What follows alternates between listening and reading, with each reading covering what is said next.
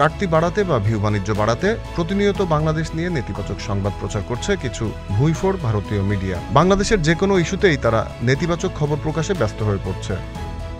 সম্প্রতি বাংলাদেশের সরকারি চাকরি আইন ২০২৫ বাতিলের দাবিতে আন্দোলনে নেমেছে সচিবালয়ের কর্মকর্তা কর্মচারীরা। এ খবরটিতে রং চড়িয়ে ভারতীয় একটি মিডিয়া বলছে, ইউনূস সরকারের বিরুদ্ধে আন্দোলনে নেমেছে সরকারি কর্মচারীরা। আর এই অচল অবস্থার মধ্যেই ভিন দেশে পাড়ি দিচ্ছেন বাংলাদেশের প্রধান উপদেষ্টা ডক্টর ইউনূস। তারা আরও বলছে, সাময়িক স্থিরতা তৈরি হলেও অন্তর্বর্তী সরকারের ভবিষ্যৎ এখনও চাপের মুখেই।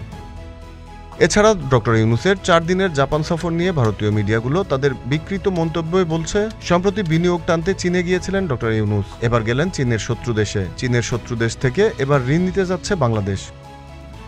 মূলত আগামী ২৯ ও ৩০ মে জাপানের রাজধানী টোকিওতে আয়োজন হতে চলেছে নিক্কেই ফোরাম সম্মেলন। সেই বাণিজ্যিক সম্মেলনে যোগ দিতেই চীন সফর করছেন ডক্টর ইউনূস। কিন্তু ভারতীয় মিডিয়াগুলো এটিকে বিকৃতভাবে উপস্থাপন করছে নিজেদের কাটতি বাড়াতে।